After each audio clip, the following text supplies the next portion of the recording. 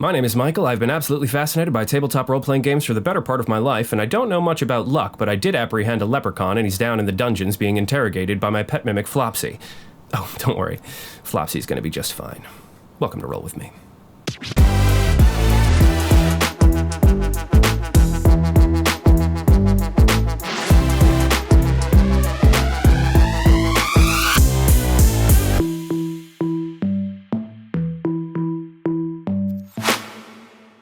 Yes, welcome back to Roll With Me, the show that began as a humble COVID-era fever dream about Dungeons and Dragons and Pathfinder and GURPS and all sorts of games and blossomed into a fever dream about Monster of the Week.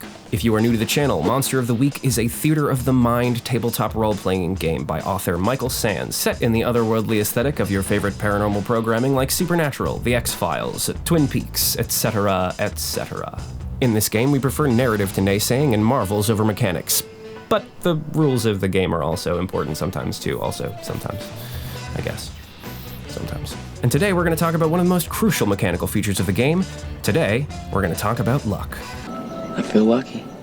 The chips are down, it's the bottom of the ninth, the metaphors are mixed, and you need to squeak out a win. You roll the dice, add your bonuses, but it just isn't enough. There's only one way out of this. If you turn to page 28 of the 5th edition Player's Handbook under Halfling Featured... Monster of the Week is not D&D.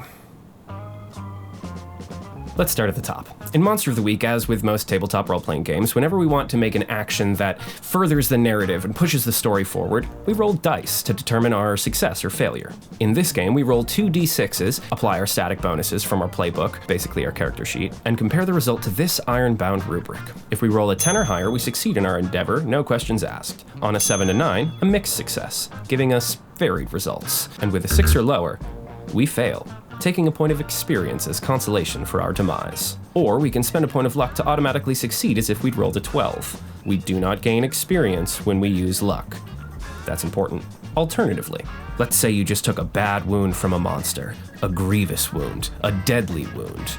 Or spend a point of luck and no, you didn't. You can use luck to reduce the harm from an incoming attack to 0. Now, this incredibly powerful feature is available to all players in the first session, right at the beginning of the game.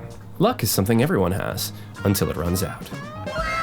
At character creation, when we're first building our hunters, the playbooks each offer us a list of doom scenarios from which to choose, failures that might define the end of our character. Once you've exhausted all of your luck points, well, all hell breaks loose, and your doom starts chasing you down until you can't run anymore. In the game of Monster of the Week, we start with a pool of 7 total luck points, and we don't get them back. I mean, unless you're a mundane, and then you get to get them back as part of leveling up a couple of times, but then you don't get them back. Now, some people have an issue with this mechanic, and they look for ways to skirt around the irreversible luck expenditure, and to them I say, hey, stop that. Don't do that. Stop it. I'm just kidding. Play games however you want, but for me, taking away the limitations of the luck mechanic is a surefire way to break your game. I mean, if everybody's just spending luck all nimbly-bimbly and regaining it every time they sleep or some dumb shit like that, then the challenge of the game is lost, the dice don't matter, and we might as well just be sitting around a table telling a spooky story, which I'm down for, but this is a video about a game with rules. So, okay, I think that's it. What? What do you mean there's another book? In the second Monster of the Week book, Filled with mysteries, luck gets a little bit of a facelift, with each playbook getting a personalized feature that kicks in anytime we spend luck. For some it's a boon, for others a drawback, but mostly it's for color to give each playbook a little more flavor. Like when the Hex spends a point of luck, the backlash on their spells gets extra nasty. That's some zesty character flavor.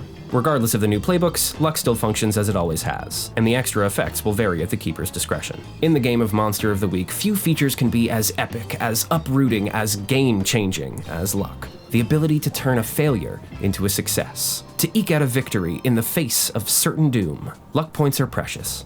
They aren't to be doled out like candy, or cookies, or inspiration points. Now go play some games. But first, hey, it's me, from the thing that you just watched. or are still watching, depending on where I place this in the video. I just want to talk about a couple of things real quick.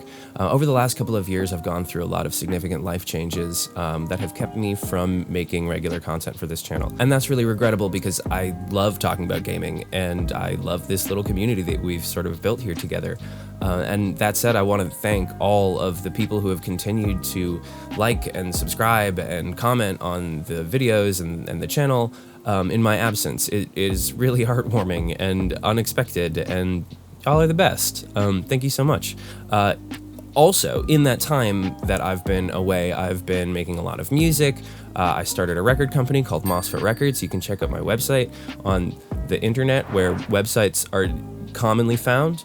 I've got a bunch of new merch that I'm working on coming out with, tour schedule and live performances and graphic design and media management. There's all sorts of stuff going on there. So if you enjoy cool stuff and cool art and cool music, then head to MOSFETrecords.com and check out what I got. And maybe consider donating to the Patreon so that I can continue to make more content and make content more regularly.